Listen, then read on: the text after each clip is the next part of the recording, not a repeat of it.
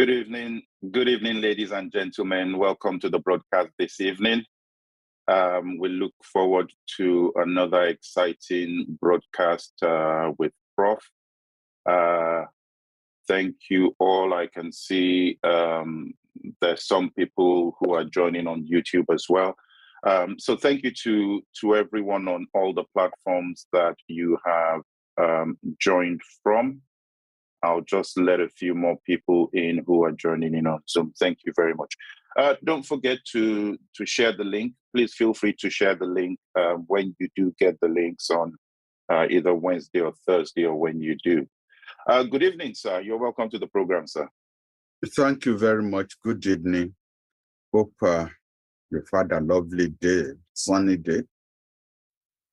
It's been a good day, but here in the UK, we're still reeling from the funeral of Her Majesty the Queen, and interestingly, we're starting to see a lot of organizations are now starting to send out notices. Hey, you know, the Queen means different things to different people. Please don't feel offended if the person next to you doesn't feel the same about you and your feelings about what the royal family represents, which is an interesting development that we're seeing here clearly from many organizations. Other than that, we are good on this side. But, sir, someone sent me a question which they wanted you to address, and I'll just try to get that out of the way. It's a light one, and they talked about the treatment of African leaders by putting them all on a bus and allowing the President of the United States to come in his own motorcade. What is your take on that? It's a light one, but I would like to hear your take on that point, sir. Actually, it isn't a light one because there are different interpretations that could be attached to what people are seeing as discrimination. I don't really see it as discrimination, in the sense that power underwrites, and we've said it so many times here, power underwrites international relations. Power is the engine that drives global affairs. That's nothing to do with culture. It's power. And they're telling the world that Biden is the most powerful man in the world. And that to that extent, Britain is prepared to make an exception when it comes to protocol arrangements. In any case, nobody is forcing anybody to come. Once you've been told this will be the protocol arrangement, you will all ride in a bus.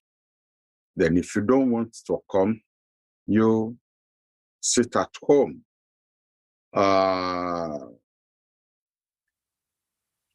To clarify issues, it's not only African leaders who are given the bus treatment. Even royalties in Britain, royalties in Europe were given the bus treatment. Presidents from Europe were given the bus treatment. I think the only person that we could say overtly rejected the treatment was the president of Turkey, who said he will attend if his other engagements permit him. I mean, the whole world has come to a standstill. So what other engagements could you have except, subtly rejecting the boss treatment? And of course, we could also say that the Nigerian president rejected the boss treatment by sending his vice president while he headed straight for New York to prepare for the United Nations annual General Assembly meeting. I mean, there were people who came to Britain for the funeral, and from Britain flew directly to New York. I can think of President Macron of France, the Chancellor of Germany, who flew directly to New York. So the president of Nigeria, the president of Turkey could have come to London and then gone on to New York. So nobody forced anybody to come. Whether the British would,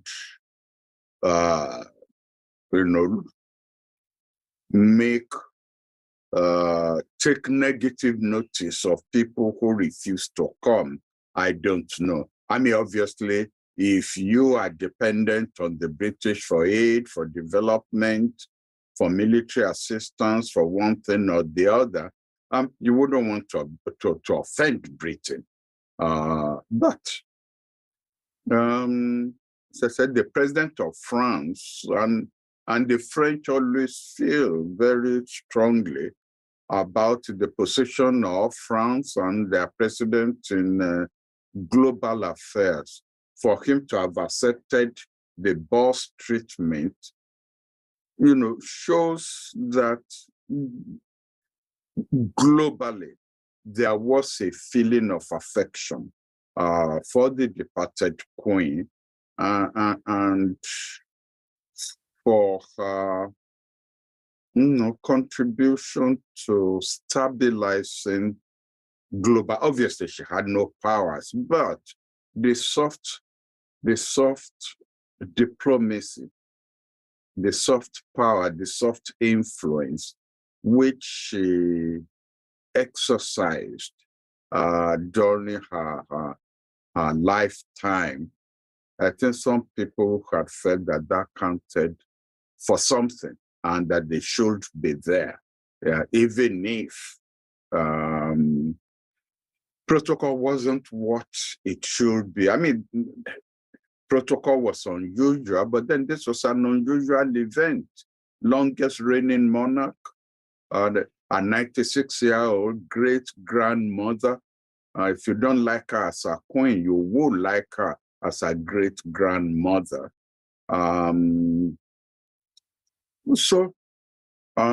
But I don't read racial overtones into the fact that they were made to write. Now, one thing that I still haven't got clear is, was it, well, obviously it was deliberate that all African leaders rode in the same bus. The pictures I have seen gives me that impression. Now, that could give one a jittery feeling that why couldn't they have mixed it all up so that there's a multiracial audience in each bus? Now that one may need to take a good look at and revisit why did they do that. Thank you, sir. Let me go to Russia first this evening. We've had the announcement from Putin regarding the mobilization of almost 300,000 of Russians to prepare for the war, and maybe they're going to go to the war front now, and there's been quite a bit of a fallout from that. One of the things that we also see is some demonstrations in Russia after that announcement, and a lot of people wanting to leave Russia. What can we pick up for that developing situation there? Because that's a clear escalation that maybe some did not expect would take place. But what are your views on that call, something that hasn't happened since World War II?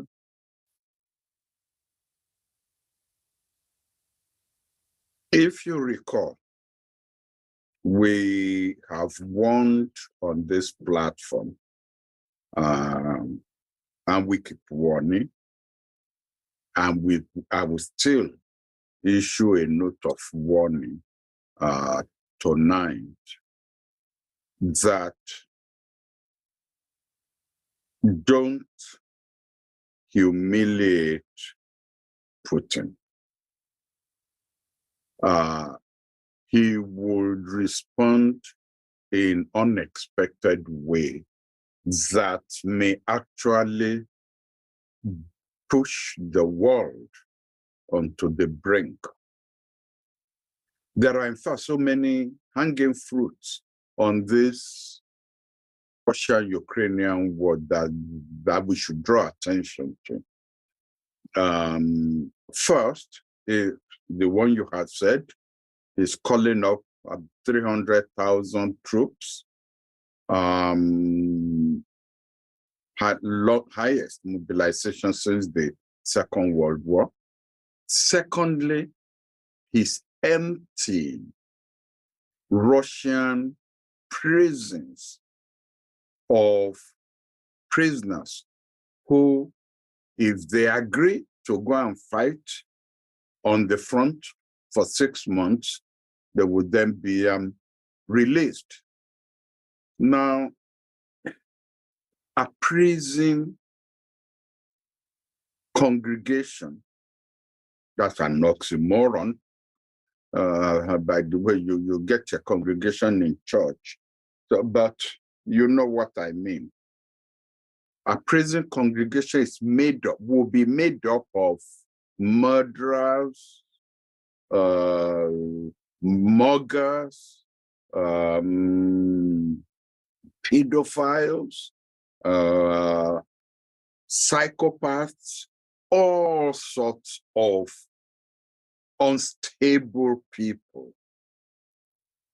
In fact, in any regular army, these are people you will quickly discharge from your army if you notice some psychiatric issues affecting any soldier. These are not the people you want to throw, untrained, by the way, untrained, throw them into the war front.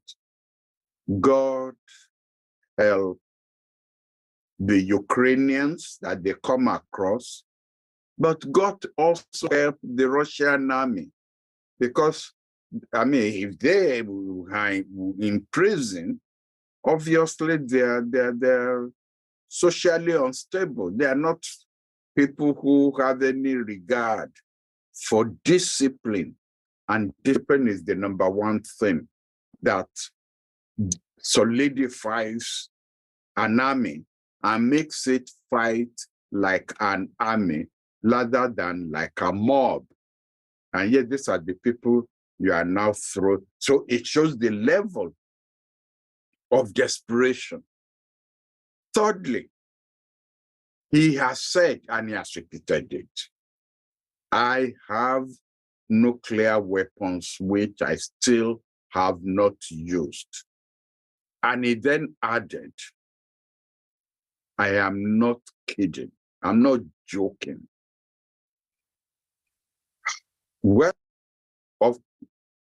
often people say things in order to frighten the other side, They may not actually mean it. However, I believe that we cannot take it for granted that Putin does not mean it. Because to disgrace Putin with somebody like Putin's mind is to disgrace Russia, motherland Russia, and you don't disgrace Russia. Whatever it will take to prevent that. And I think that the rest of the world actually is taking him seriously. That is why two things have happened. One is the deliberate interview that Biden gave, where 3 times he said, if Putin was thinking of using nuclear weapons, Biden said, don't.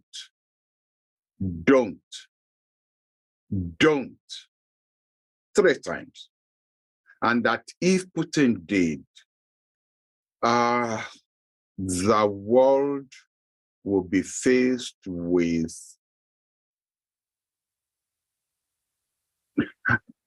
something that the world has never seen since the end of the Second World War.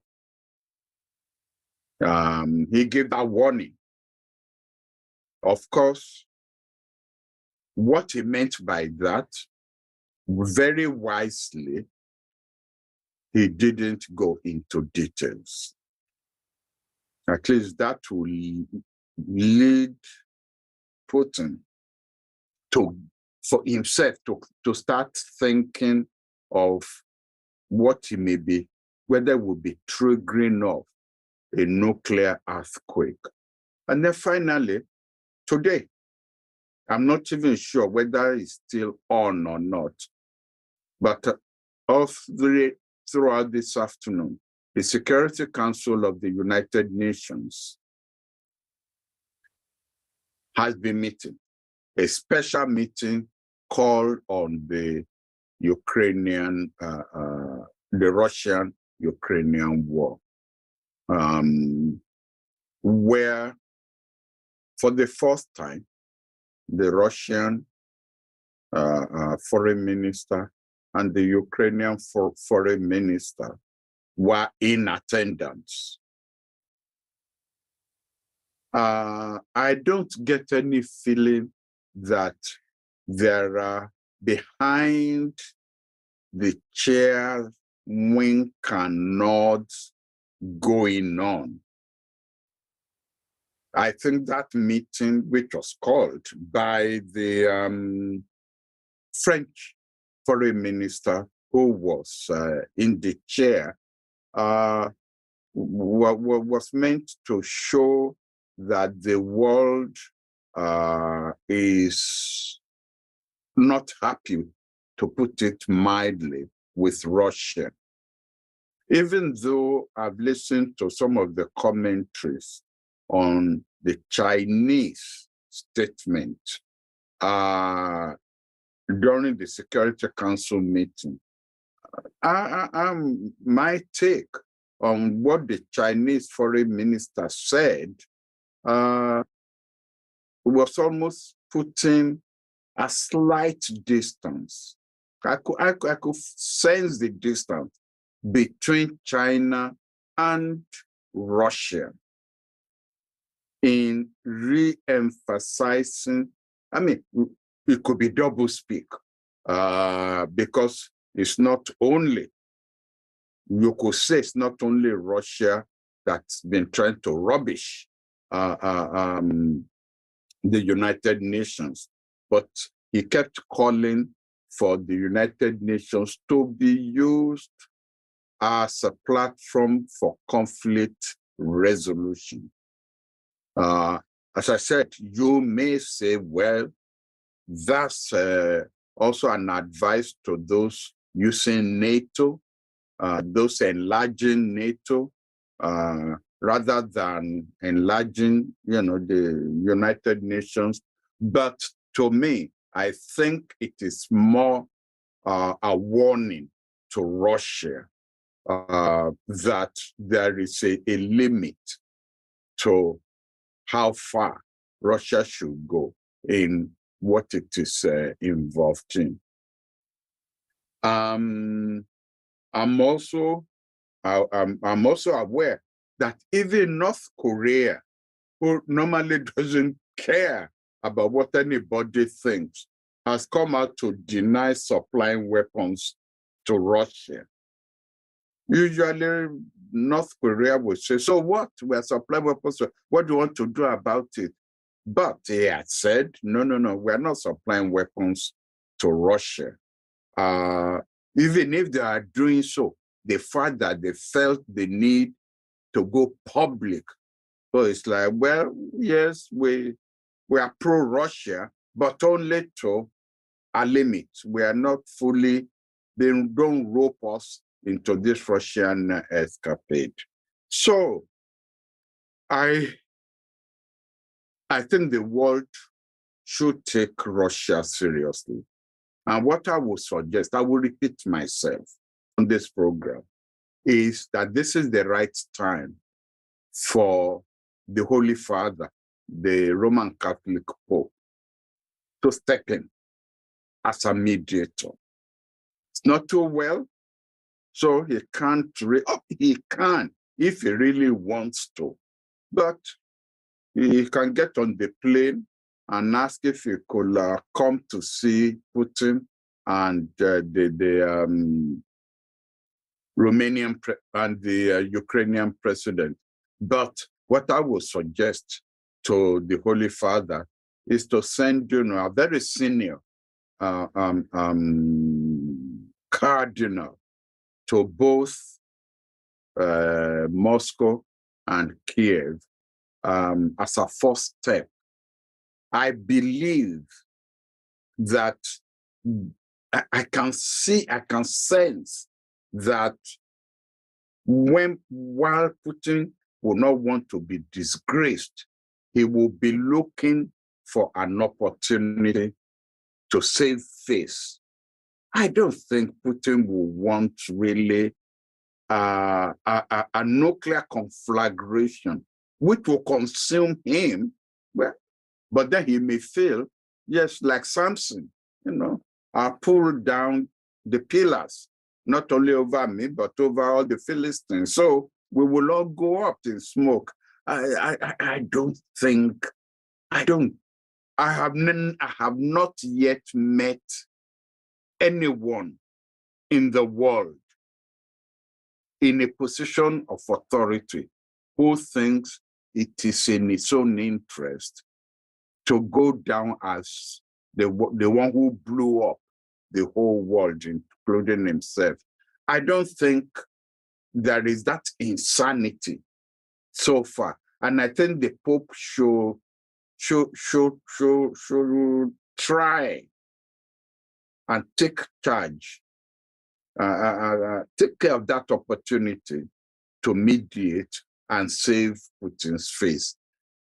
What the details of the compromise will then be, we could work that down. I mean, after all, when you want to mediate, you don't start with that one sheet that you then start ticking up. The first thing is, let's agree to meet. Let's agree to talk. And once you get into that groove of let's agree to talk, you can then gradually, first of all, pick the lowest hanging fruits. After all, Saudi Arabia had just arranged an exchange of prisoners, which I never thought would happen at this stage of the game. Saudi Arabia had done so. One could benefit from learning how Saudi Arabia managed to do that. But I think I see the Pope as the ideal candidate. Thank you for that, sir. There's a question I want to ask. One of the things Putin said, and I would read this out here. He said, the goal of the West is to weaken, divide, and ultimately destroy our country. They are already saying directly that they were able to split the Soviet Union in 1991, and now the time has come for Russia to break up into a multitude of regions and areas which are fatally hostile to each other. I know that there's been the talk about stopping Ukraine wanting to join NATO and Russia talking about it as existential threat.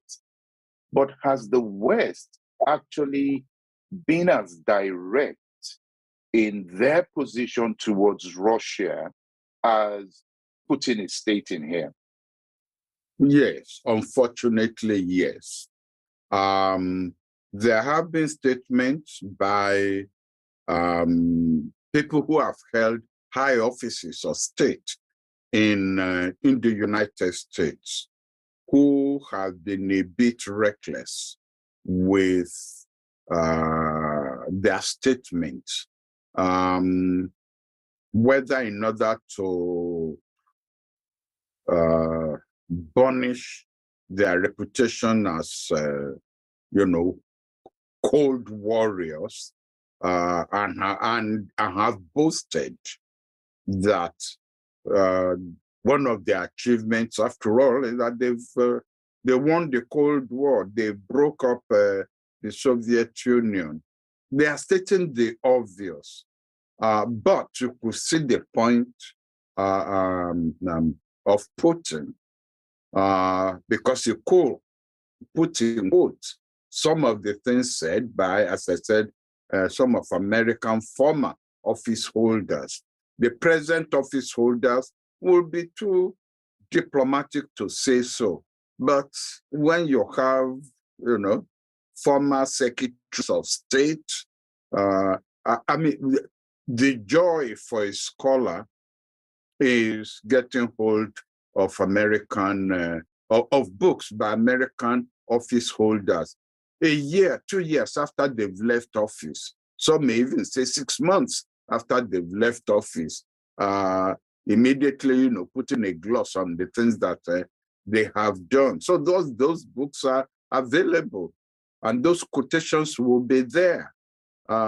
Maybe because they want to run for Senate, or they want to run for president, and therefore they want books out there that will give them credit for world events.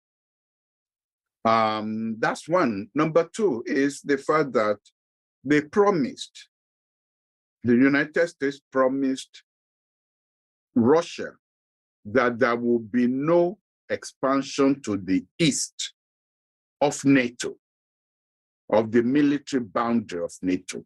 And they broke that. Probably because unlike the Soviet Union or unlike China, where a leader can stay there for, how many years? Probably 8, 10, 15 years. The American president is 4 years. And after that, you cannot guarantee. And that's the lesson that America often doesn't realize, that the rest of the world is paying attention to some of the things, some of the negative things they do. That's the lesson people draw from Trump walking out of, one, the Iran nuclear deal, two, the Paris climate change conference.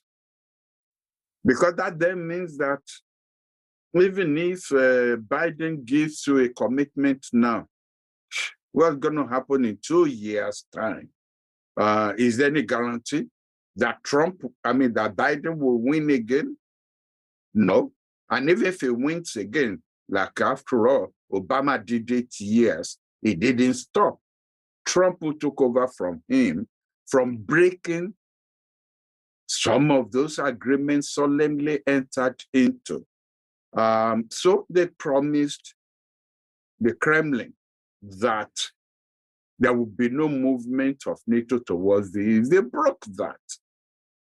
Now, one may say there are things which, if you know your enemy means evil for you, I mean, after all, that's the definition of an enemy. An enemy never means well for you.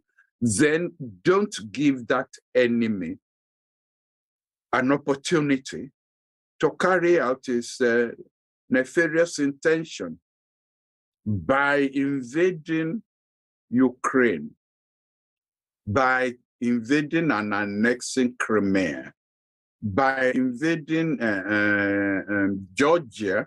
Actually, the Russians were in a way almost provoking its so-called enemies to fulfill their nefarious intention towards Russia.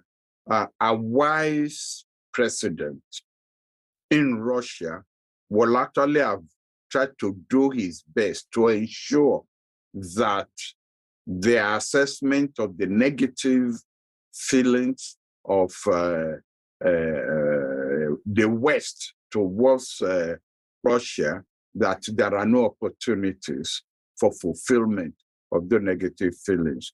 But I don't think that Putin behaved wisely in what is now, a massive enlargement of NATO. If you recall, 2 months or 3 months ago, Sweden, Norway, Finland, and have all applied to join NATO, and they're going to be admitted. So I want to press one question, one point you touched on briefly there.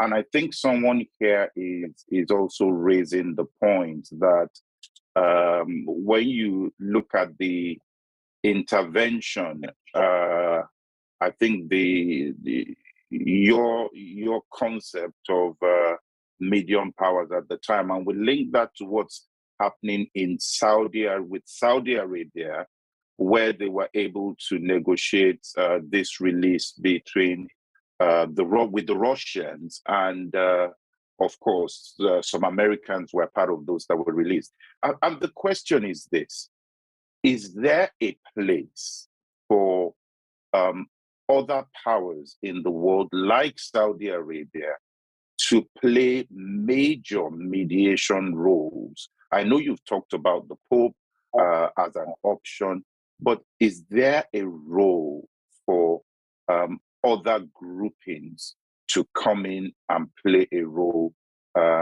in here, just like Saudi Arabia has been able to do?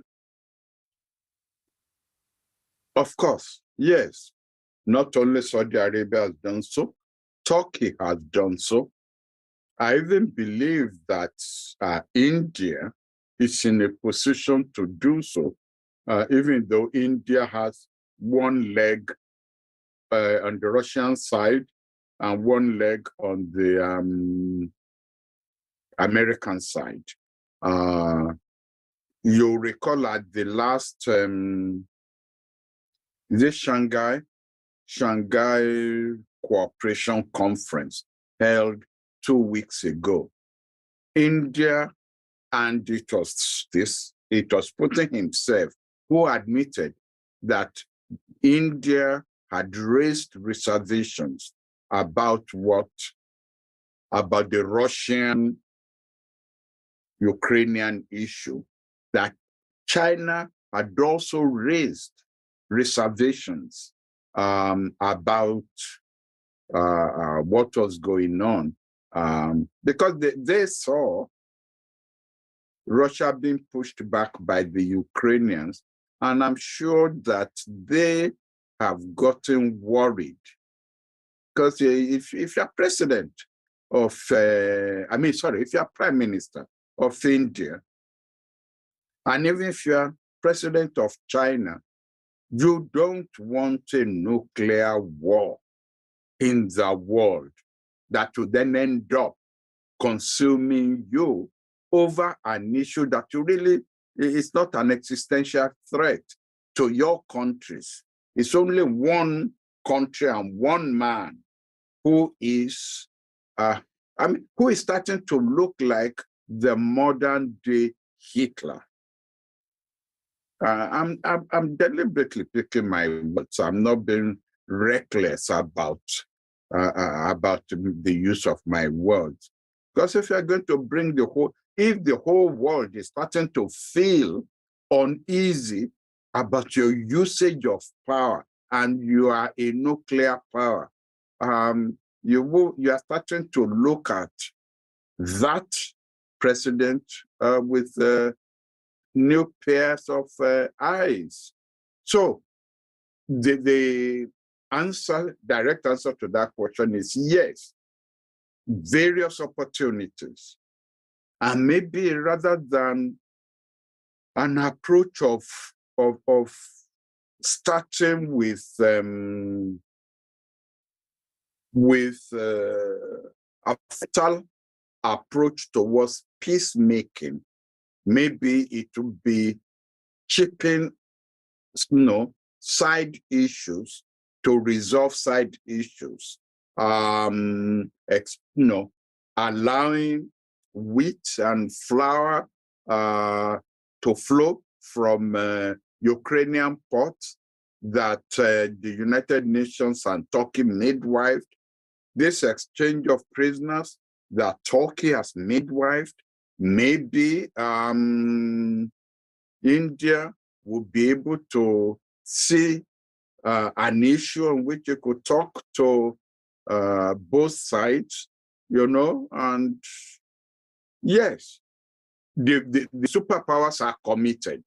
So they are unlikely, they don't fit that role and status of mediators on this issue. It will now have to be the medium powers. And in this case, I regard the Pope. The Pope is more than a medium. The Pope is a special power. So don't let me box him into a special category.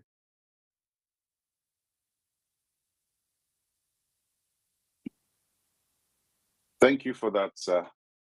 There's a question that's popped up here, and this is taking us to the United States and the UK. So in the meeting between President Biden and the new Prime Minister Liz Truss, there's been the suggestion that the term special relationship between the United States and the UK be suspended because the new Prime Minister in the United Kingdom didn't feel comfortable with the term. And rather than say special relationship, President Biden said, you are our closest ally in the world. Should the new Prime Minister be worried, even though she may be the one that may have muted the point, but should she be worried that that label may be removed?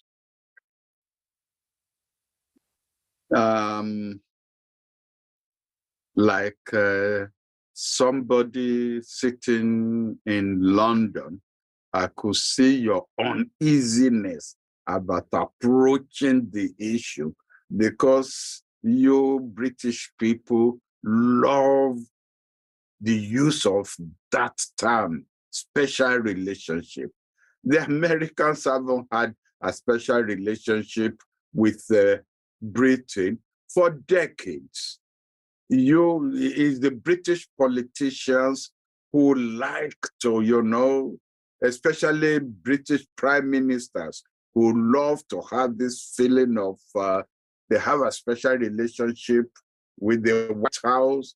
They can walk in there at any time. You tell me, when was the last time that on a major issue affecting British interests, you got a special deal from the United States, which the US was not offering to some other powers, in the world. I'm surprised that it is the British Prime Minister who has raised the issue. And I think she will regret it.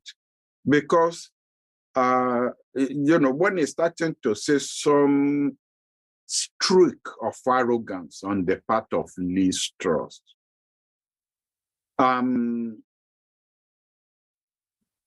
it was under, if I think the last British Prime Minister who could say she forced the United States to do a U-turn was Margaret Thatcher over the Falklands War. But even then, Reagan did not go as far in the support for that Falkland Islands War. Since then, the pressure, whenever Britain wanted to, whenever Britain needed American support, it had been on American terms. I can think of the Northern Ireland Agreement, Good Friday Agreement. It was, on terms that were more beneficial to the nationalist side than to the Protestant side. And that's why the Protestant side, till today, is not really fully committed to that thing. But when the United States finally put its feet down, that enough is enough. You've got to bring in the nationalists into government, because the Americans have always, especially in the Senate, had always been on the side of the nationalists. The Irish politicians, they constituted a solid base, for the nationalists. And that issue is starting to come up again. By Brexit, you have now undermined the Good Friday Agreement. And that is why, again, that government collapsed. Where are you going to now have? You've got to have a customs boundary between the United Kingdom and the European Union. You cannot say you don't belong in an organization, but you must be able to export goods to that organization and import goods from that organization without a custom barrier. Where else does it happen in the world? And the United States is saying, don't jeopardize that Good Friday Agreement. We have an investment in it. And of course, Liz Truss, who was even not for Brexit to start with, is now saying, well, she's committed to not having a boundary, or at times you don't really know what she stands for. And so I could see that over Brexit, there are good, because don't forget how British prime ministers used to say, oh, we are going to have a special trade deal with the United States to compensate us for, what we will lose from Brexit. Well, the United States also has several partners, whether it's Japan, whether it's even South America and so on, that to help Britain pull the hot iron out of the fire over a mistake which Britain made. So that special relationship has just been a term which had little substance in it. Let's go to Kenya, sir. Since we're talking about prime ministers and some of their initial actions after taking over. Let's talk about President William Ruto, who, on taking over, has scrapped the subsidy on petrol barely a day after taking over. And some are saying that petrol costs have risen by 13%, diesel by 18%. Is this a wrong move by President Ruto at this point, sir? I don't think so. I think this is a very wise move. The present president of Colombia had also served notice. I think the global South has to take cognizance of the fact that the issue of subsidy is inimical to their economic growth. Now, it's not as simple as I have put it, because frankly, there is no country, whether in the global South or in the global North, that does not practice economic subsidies. You dare not touch subsidies to agricultural products in the United States. That is a very, very powerful lobby.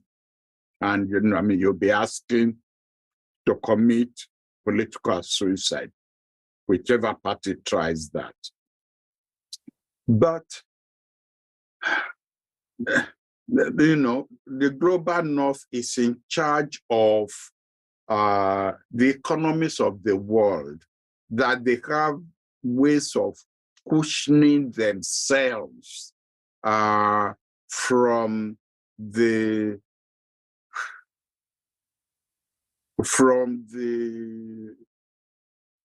consequences of withdrawal of subsidies. How many countries in the global South will be able to, do you know how many times and for how long they've been trying to withdraw subsidies in Nigeria? And yet the opposition party had always then seen that as an opportunity to whip up the streets against the government of the day. They then get into power and they started to promise to withdraw subsidy. And then I think the people reminded them of what they did to the last government, and that last government is just waiting, for them to do that. And you will get the labor unions out on the streets and what have you. The best time, if you're going to remove subsidy, the best time is to do it while you are still on political honeymoon. And that's what William Ruto has done. He's still on a political honeymoon, although given the fact that Kenya was split down the middle, 50-50 in the last elections, it will be easier for Odinga to send his people into the streets. But I hope it will be wiser not to do that. Because really right now, if he sends his people into the streets, Ruto can also send his own people into the streets. They are all still enjoying, the aroma of victory. And they are not going to take kindly to Odinga's people going into the streets. But if you wait 6 months, 9 months, 1 year, by that time, you've offended even a substantial part of your base that, the people, your supporters may not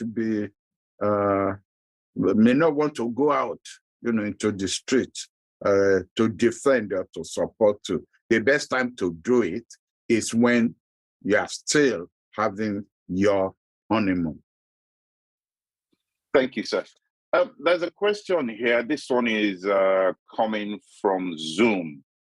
And it says, what do you think Russia will do with the results of the referendum for the regions of Kherson, Luhansk, if they were to be positive in favor of Russia?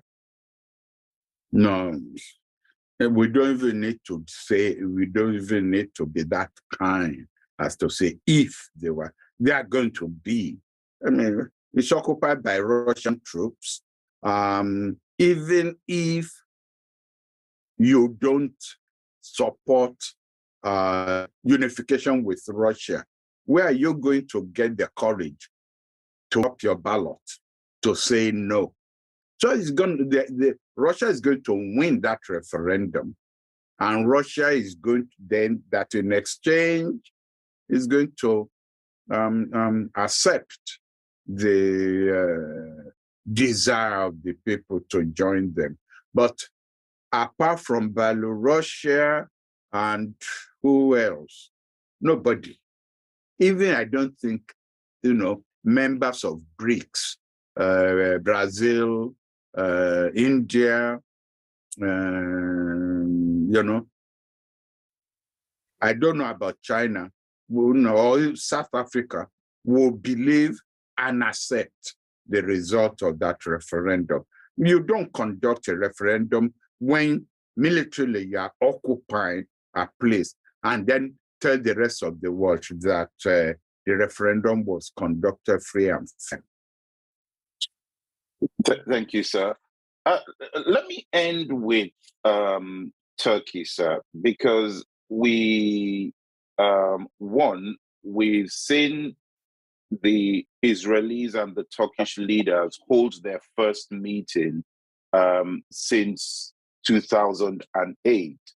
But the key point that I want to get your views on, sir, is the fact that the German Chancellor has expressed some very strong views. In fact, the word ascribed was very irritated by Turkey's desire to join the Central Asian security body dominated by Russia and China.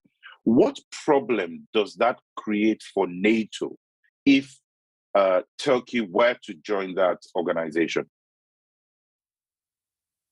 Well, the question is, can you be a member of NATO as well as a member of a competing strategic organization? Right now, the answer is no. The treaty does not permit you to do that. Turkey had sort of put its toe into the waters to test the waters when it actually bought some military equipment from Russia. And NATO members expressed alarm and dissatisfaction with that. But he then saw that he got away with it. He wasn't suspended from NATO. He wasn't expelled from NATO. So he might then feel that, well, this time, when everything is in a state of flux, he could try that as a buffer for when actually the issue of his membership, of Turkey's membership of NATO will come to a head.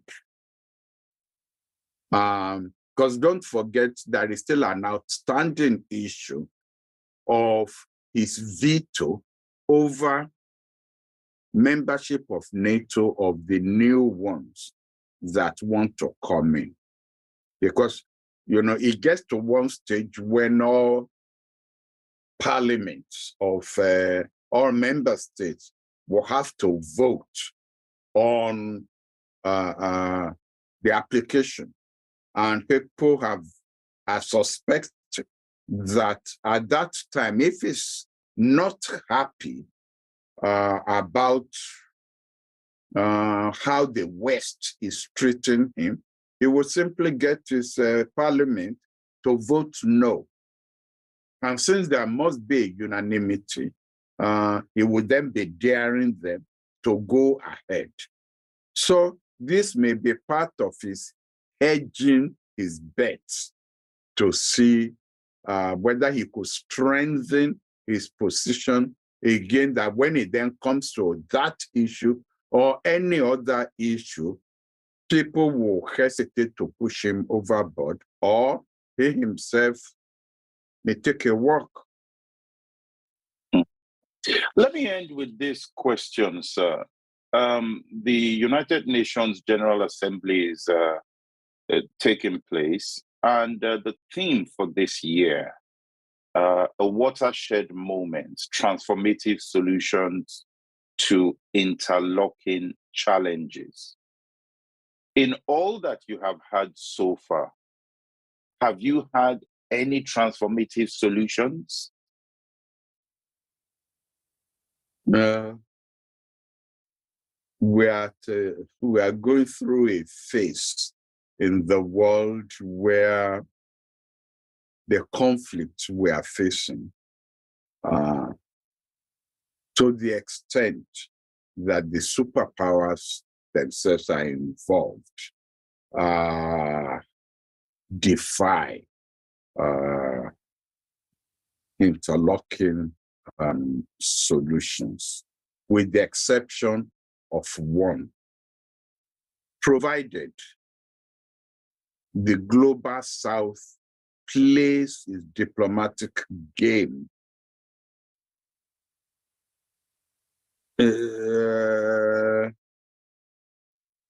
with finesse. They may just get that membership of that permanent membership of the Security Council, because this is a time when none of the superpowers will want to offend the global South.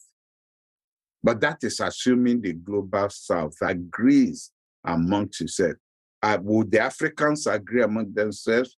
Who will represent them? Who will take the slot given to them? Would the Asian countries agree among themselves? Who will take the slots given to them? Would the South Americans agree among themselves? So will, give them the slots.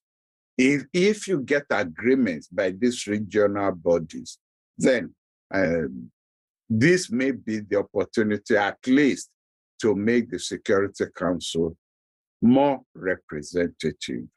But it will be permanent members, enlargement of permanent members, but not with veto powers. Thank you very much, sir. We have just about come to the end. Yep, a minute over time. Sorry for that. I asked a big question towards the end there.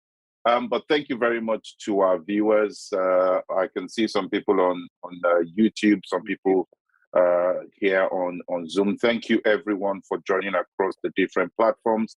We'll be back again next week, same time, 7 p.m. Nigeria time, 7 p.m. UK time, and the rest of the world will pick their time from those two. Sir, we'll be back next week. Good night, sir. Good night. Thank you very much.